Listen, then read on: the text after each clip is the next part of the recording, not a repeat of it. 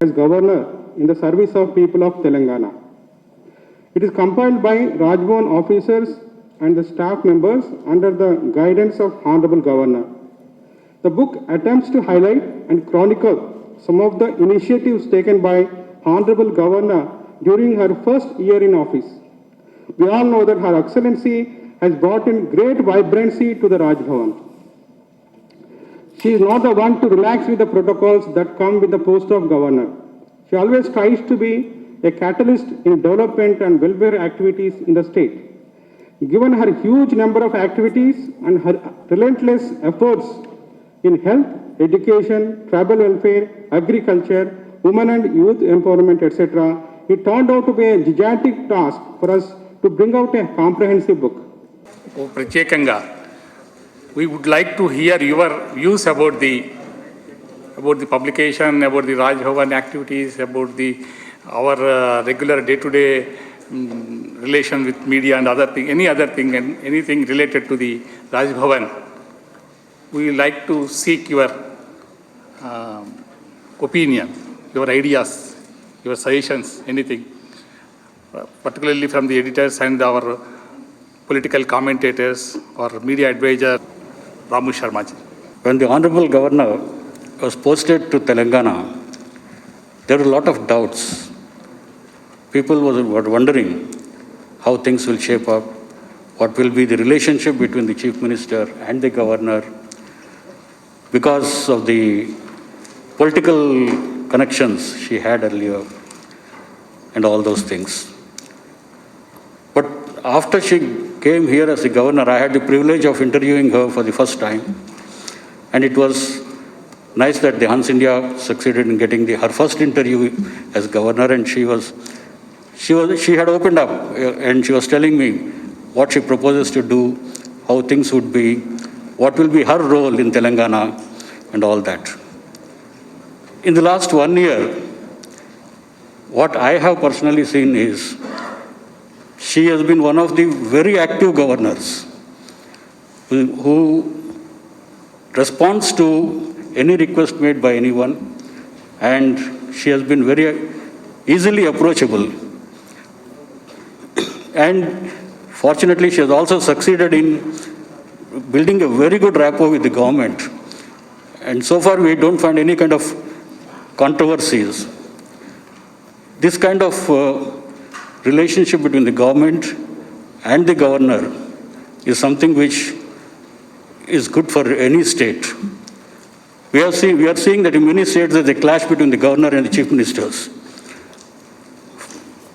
She, because of her approach, has succeeded in ensuring that things move smoothly.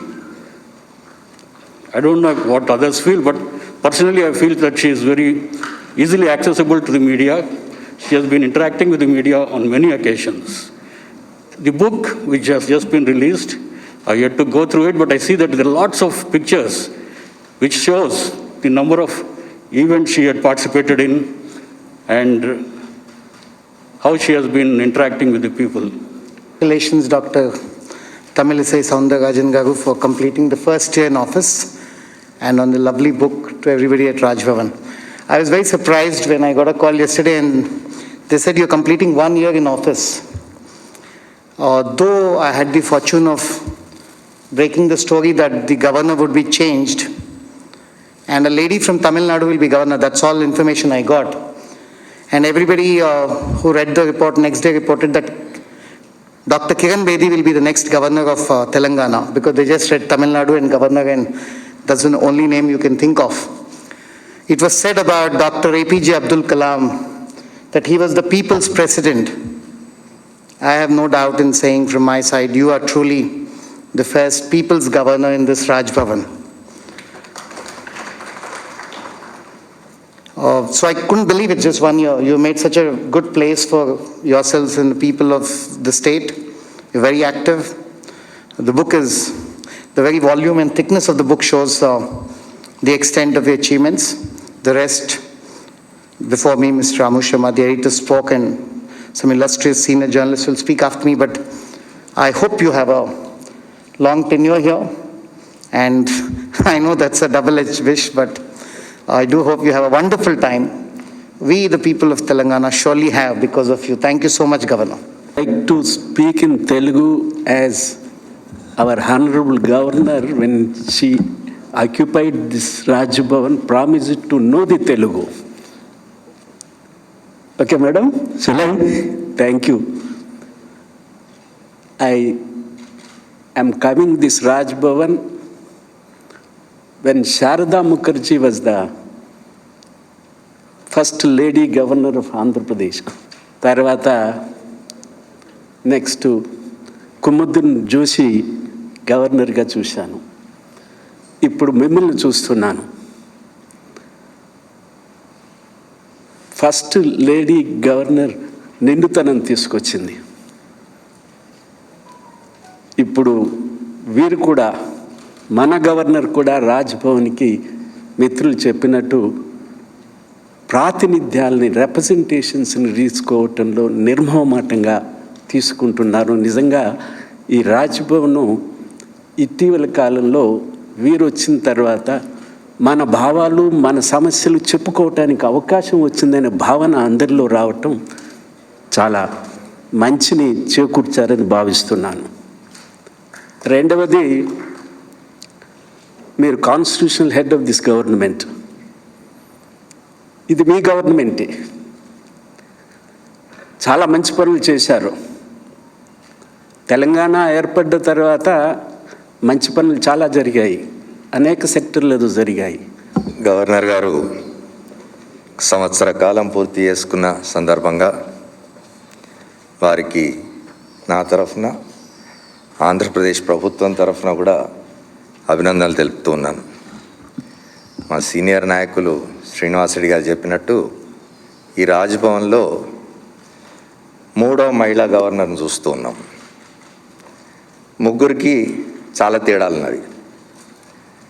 తొలి governor Sharada Mukherjee గారు ఉన్నప్పుడు నేను ఇంకా వృత్తిలో లేను. అప్పటికి మా సీనియర్లు శ్రీనివాసరెడ్డి గారు లాంటి వాళ్ళు అప్పటికి వృత్తిలో ఉన్నారు. వారు చెప్పినట్టుగా శారదా ముఖర్జీ గారు ఈ రాజ్భవన్కు, గవర్నర్ వ్యవస్థకు తెలుగు రాష్ట్రంలో ఒక మంచి గౌరవాన్ని తెచ్చిపెట్టారు. తర్వాత మరొక మహిళా గవర్నర్ చూసినాం, కుముద్బెన్ జోషి గారు. వారి కాలం అంతా వివాదాస్పదం. It was very controversial. Her period was totally controversial. Raj Bhavan మీద, గవర్నర్ వ్యవస్థ మీద, అప్పుడున్న రాజకీయ వ్యవస్థ తీవ్రమైన విమర్శల పరంపరను పెంచిన కాలం. ఇప్పుడు 3వ గవర్నర్ గారిని చూస్తున్నాం. ఈ సంవత్సర కాలం చాలా అద్భుతమైన పరిపాలన సాగింది. వారి గవర్నర్ వ్యవస్థ పనిచేసిన తీరు మీద చాలామంది మాట్లాడుతూ ఉన్నారు. నాకంటే ముందు మాట్లాడిన పెద్దలు కూడా చెప్పినారు. ఈ సంవత్సర కాలం చాలా చిన్నది. నిజానికి వారికి ముందు your predecessor madam, the governor, honorable governor, was there for a long time. So 1 year is a very short period. I wish you do many more things which benefit the state of Telangana in coming future, and I wish you remain in this office for a long time. Lady governor గారు ఒక ఏడాది క్రితం ఇదే రోజుల్లో, నాకు బాగా జ్ఞాపకం, ఇప్పటికే పేపర్ కటింగ్ కూడా ఉంది, రాగానే చేసిన ఒక మంచి ప్రకటన ఏంటంటే, నేను తెలుగు నేర్చుకుంటున్నాను, దీనికోసం ఒక ట్యూటర్ని కూడా పెట్టుకోబోతున్నారు అని రాజ్భవన్ వార్త ప్రముఖంగా వచ్చింది. బహుశా ఈ ఏడాది కాలంలో లేడీ గవర్నర్ గారు చక్కటి తెలుగు నేర్చుకుని ఉంటారన్న ఉద్దేశంతో అందరం తెలుగులోనే మాట్లాడుతున్నాం. రాజ్భవన్లో కార్యక్రమం అంటేనే నిమిషాలు, సెకండ్లు లెక్క ప్రకారం జరుగుతాయి ప్రతిదీ కూడా. ఇక్కడ సుదీర్ఘ ఉపన్యాసాలు చేయడానికి అవకాశం ఉండదు.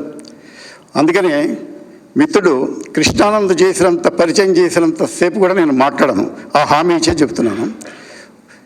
లేడీ గవర్నర్ గారు గత ఏడాది కాలంగా ఏం చేశారు అనడానికి వేరే సాక్ష్యం అక్కడ ఆ పుస్తకమే. అన్ని యాక్టివిటీసు, అన్ని కార్యక్రమాలు ఒక్క ఏడాదిలో చేయటం సాధ్యమా అనిపించేలా ఉంది ఆ పుస్తకం చూస్తే. అంటే గత ఏడాది కాలంగా పత్రికల్లో మనకు వస్తున్నప్పటికి కూడా ఆ పుస్తకంలో ఆవిడ ఈ ఏడాది కాలంగా చేసిన ప్రతి కార్యక్రమానికి సంబంధించిన సచిత్ర మాలికలాగా ఉంది ఆ పుస్తకం. కాబట్టి అది చూసినప్పుడు తెలుస్తుంది అనమాట ఎన్ని కార్యక్రమాలు మనకి ఎవరికి తెలియకుండానే ఒక ఏడాది కాలం గడిచిపోయిందా అనిపించేట్టుగా ఉంది ఆ పుస్తకం చదువుతుంటే చూస్తుంటే. కాబట్టి ఇదే విధంగా మిగిలిన కాలాన్ని కూడా ఆవిడ ప్రజా సంక్షేమం కోసం, తెలంగాణ ప్రజల సంక్షేమం కోసం పనిచేస్తారని చెప్పి ఆశిస్తున్నాను. మిత్రుడు అమర్ చెప్పినట్టు మిగతా గవర్నర్లతో పోలికి ఇప్పుడు ఇక్కడ ఏంటంటే సాధారణంగా జరిగేది కేంద్రంలో ఒక ప్రభుత్వం, రాష్ట్రంలో వేరే పార్టీ ప్రభుత్వాలు ఉన్నప్పుడు ఈ గవర్నర్ పాత్ర చాలా కీలకమవుతుంది. కానీ ఇక్కడ ఆ పరిస్థితి ఉన్నప్పటికీ కూడా ఎలాంటి పరిస్థితి లేకుండా మంచిగా నిభాయించుకొస్తున్నటువంటి తత్వం ఆ లేడీ గవర్నర్ గారి యొక్క వ్యవహార శైలి చూస్తుంటే ఈ రాష్ట్రానికి చాలా మంచి రోజులే ఉన్నాయని చెప్పి నాకు అనిపిస్తోంది. శ్రీ డాక్టర్ సౌందరరాజన్ గారు, సభలో ఉన్న మిత్రులు, మన మల్లాది గారు చాలా ఎక్కువ ఉపోద్ఘాతం ఇచ్చారు. అన్ని ఛానళ్ళల్లో అన్నీ మాట్లాడవచ్చు, కానీ రాజ్భవన్ ఛానల్ కొంచెం డిఫరెంట్గా ఉంటుంది మనకు తెలుసు. రాజ్భవన్ ఛానల్ పరిమితుల్లో మనం మాట్లాడాల్సి వస్తుంది. ప్రత్యేక పరిస్థితుల్లో తమిళ ఇసై గారు వచ్చినప్పుడు ఈ సై అనే పదం తమిళంలో ఒక విధంగా, తెలుగులో ఒక విధంగా ఉండడం వల్ల, కేంద్రంలో ఒక ప్రభుత్వం, రాష్ట్రంలో ఒక ప్రభుత్వం ఉండడం వల్ల సై అంటే సై అనే వాతావరణం వస్తుందేమో అని చాలామంది భావించినప్పటికీ కూడా మనం అందరం ముసుగులు పెట్టుకున్నాం కదా, చాలా కాలం తర్వాత కలుస్తున్నాం. ఈ కోవిడ్ వల్ల ఏర్పడినటువంటి social or physical distance political డిస్టెన్స్గా మారుతుందేమో అని భావించినప్పటికీ కూడా వాటన్నింటిని కూడా సర్దుబాటు చేసి తమిళైసై గారు గవర్నర్గా చాలా దగ్గర అవ్వడం అనేది చాలా సంతోషకరమైన విషయం. ఈ మొదటి సంవత్సరం పూర్తి చేసుకున్న సందర్భంలో వారిని మనందరం మనస్ఫూర్తిగా అభినందించేటటువంటి విషయం. T for Tamil, Tamil Nadu, T for Telangana, T for Tamilisai, T for coffee table book. ఇన్ని టీలు ఉన్నప్పటికీ కూడా ఈ పుస్తకాన్ని ముందు తమిళనాడులో ఆవిష్కరించారు. జీవితంలో మేజర్ రెస్పాన్సిబిలిటీ ఇక్కడ మొదలుపెట్టి అది కూడా కరోనా, విద్య ఇట్లాంటి విషయాల మీద మంచి కృషి చేశారు. గిరిజనుల దగ్గరికి కూడా వెళ్ళారు. శ్రీనివాసరెడ్డి గారు అన్నట్టుగా విద్యారంగం మీద శ్రద్ధ పెట్టడం మంచిది. దాంతోపాటు గిరిజనులు మిగిలినవన్నీ రాజ్యాంగేతరమా చర్చ వస్తుంది, కానీ షెడ్యూల్డ్ ఏరియాలో గవర్నర్లకు రాజ్యాంగ రీత్యానే అధికారం ఉంది. చాలా సమస్యాత్మకంగా గిరిజన ప్రాంతాలు, వాటి మీద దృష్టి పెట్టే అవకాశం ఉంది. ఇంకొక ముక్క మటుకు చెప్తాను, ఎందుకంటే ఏదైనా అడగవచ్చు అన్నారు కృష్ణానంద్ గారు, ఇక్కడేమో ఏదైనా చెప్పొచ్చు అంటున్నారు. అడగొచ్చుకో చెప్పొచ్చుకో చాలా తేడా ఉంది. కుముద్బేన్ జోషి కాలాన్ని గుర్తు చేశారు మిత్రులు. దేశంలో ఈరోజు మీరు పత్రికలో చూస్తే కూడా మహారాష్ట్ర గవర్నర్ వార్త చూస్తున్నాం. రాజ్భవన్లో మరొకసారి రాజ్యాంగపరమైనటువంటి, రాజకీయపరమైనటువంటి అంశాల్లో ప్రవేశిస్తున్న కాలం, whether it is Maharashtra, whether it is Kerala, whether it is even Tamil Nadu for that matter. తమిళనాడుకు ఆంధ్రకు ఒక సంబంధం ఉంది. 2 నిమిషాలు మాట్లాడమన్నారు కదా. నరసింహన్ గారు, అక్కడ రోసయ్య గారు, చెన్నారెడ్డి గారు, ఈ 2 రాష్ట్రాల మధ్య గవర్నర్లు అటు ఇటు మారడం చాలా ఎక్కువ. ఆ దగ్గరతనం ఈ 2 భాషల మధ్య, 2 రాష్ట్రాల మధ్య ఉంది. ఏదైనా గవర్నర్లు, రాజ్భవన్లు మరొకసారి ఈ విధమైన చర్చనీయమవుతున్న సమయంలో తమిళైసై గారు ఎలా చూస్తున్నారు, ఈ ఏడాది అనుభవం గురించి వాళ్ళు ఏం చెప్తారు, భవిష్యత్తులో రాజ్భవన్లు ప్రజాభవన్లుగా, ప్రజాస్వామ్య భవన్లుగా వర్ధిల్లడానికి ఏం చేస్తారో తెలుసుకోవాలనుకుంటున్నాను. ఇంకో చివరి విషయం ఏంటంటే, చెప్పండి వింటాము అనడం ఈ దేశంలో ఇప్పుడున్న సమయంలో చాలా గొప్ప అంశం. చెప్పండి వింటాము అని అనే వాతావరణం దేశంలో కరువైపోతుందేమో అనుకుంటున్నప్పుడు నిజంగా వారు జర్నలిస్టులను పిలిచి మీరు చెప్పండి వింటామన్నందుకు నేను మనస్ఫూర్తిగా వారికి కృతజ్ఞతలు చెప్తూ, ఈ వాతావరణం దేశంలో రావాలి.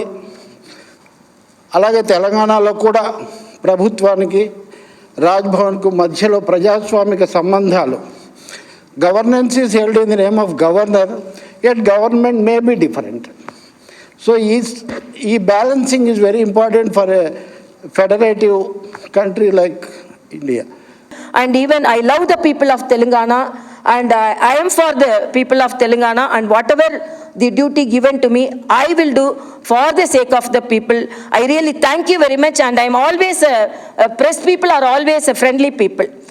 In Tamil Nadu, I manage the press and I give interviews. When I go to Tamil Nadu, they used to say, when I am in Chennai, I will give interview. Then I go to Madurai, I will give them interview. Then I pass Dindigul, I will give them interview. Then they used to tell, then how you get the message and how can you manage? I used to tell, it is not for myself.